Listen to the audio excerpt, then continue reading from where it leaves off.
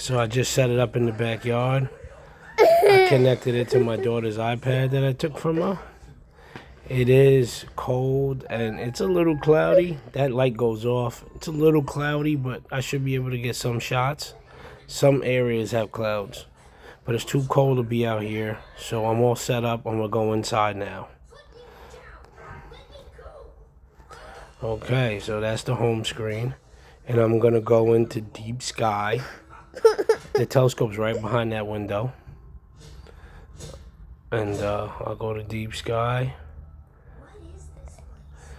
Now, these are all, you see it says tonight's best. If you look over in the other corner, it says more. If you hit the more, and you can see how high things are in the sky. See, it says it's 65 degrees, 34 degrees. That just tells you how high it is from the floor. Sometimes when things are like over 80, it comes a little hard to film them. So I'm going to go for that California nebula at 73 degrees. So I just hit it, and then I'll push go to.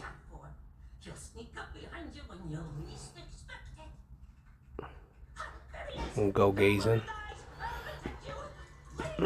Alright, now it's going to take a little while to find it.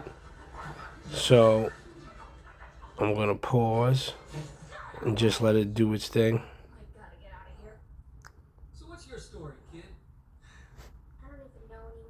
Now it found it. It does this. I don't know what the horizontal calibration.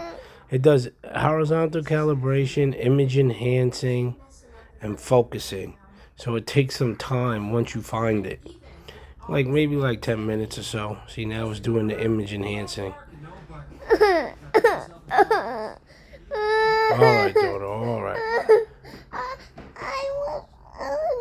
So now you see that it looks... Alright, go ahead, go hug mommy. So now you see it looks pixelated. It's all scrambly.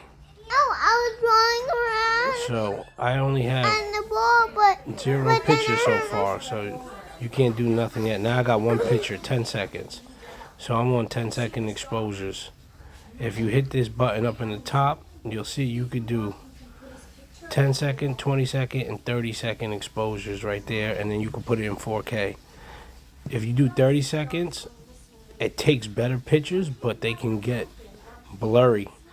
Like it can look like it's moving, you know what I mean? Like leave a streak. So you got to get good. But look, already within 20-30 seconds, you already see some red in the picture, even though it's still pixelated.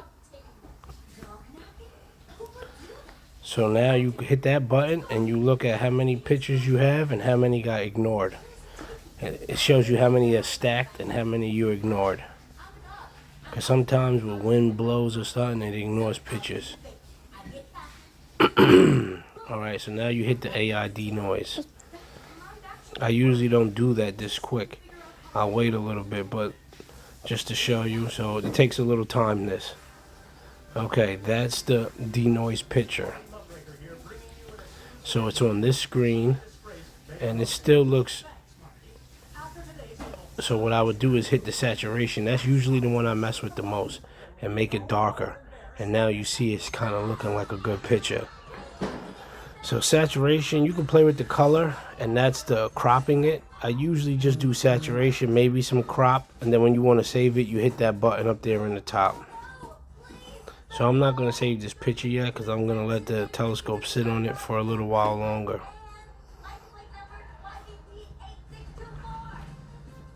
But let's go back out.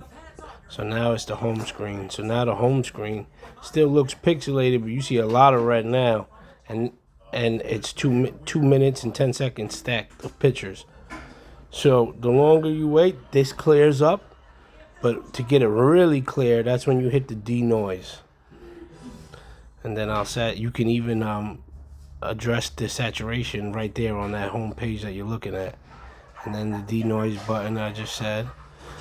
Underneath you have a question mark that tells you what all of those buttons on the side are for.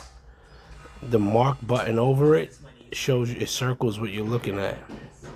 So I hit the question mark, then I'm gonna hit the mark button, and then that tells you the California Crab Nebula, whatever the fuck it is. Oops, sorry, cursing girl. Then sometimes I do auto focusing on the sun and moon. With this, with deep sky, it pretty much does it itself. Okay, so now it's been 25 minutes, and we got a lot of color. It still looks a little grainy on the home page, as it will. So let's go over here just to see what we got. We got 154 stacked pictures and 17 ignored. Okay, let's do a denoise now. So now it's going to denoise. It takes a little time. Okay, so this is the denoise picture now.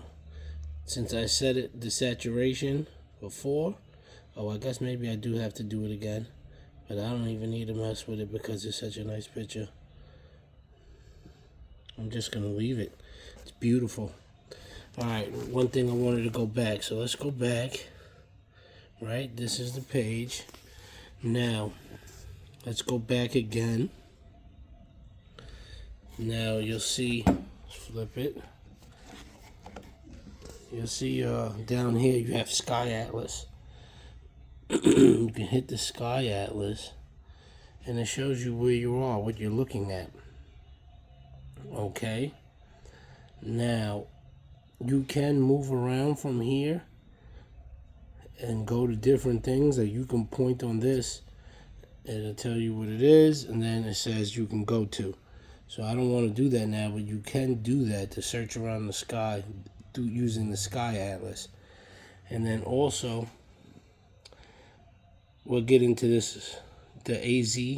I guess this is where you would check if you wanted to change your mount from the regular mount to equatorial mount, but I don't know much about it. But this framing, when you hit that, it'll make this box bigger. But instead of taking one picture here, it'll take multiple little pictures around. So it takes a longer time to get a really good picture, but you get a wider field of view. So it'll get all of this, you know what I'm saying? You'll get all of it if you use the framing. I used it once or twice, it worked nice, but this is pretty, the S30 has a pretty wide field of view, but I could have used it here just to get like over here and then over here. All of that could have been added if I used framing. But I'm going to go back out. That sign tells me I'm on something, so I'll just click it.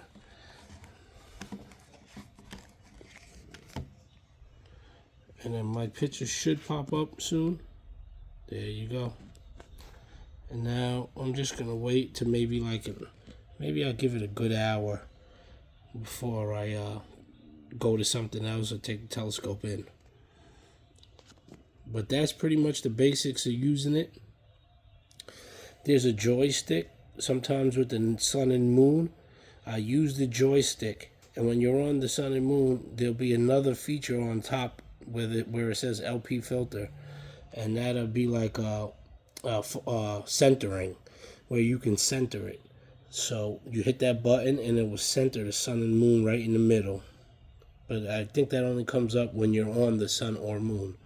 And if it doesn't line up exactly, you could use the joystick to move it around till you get it perfectly.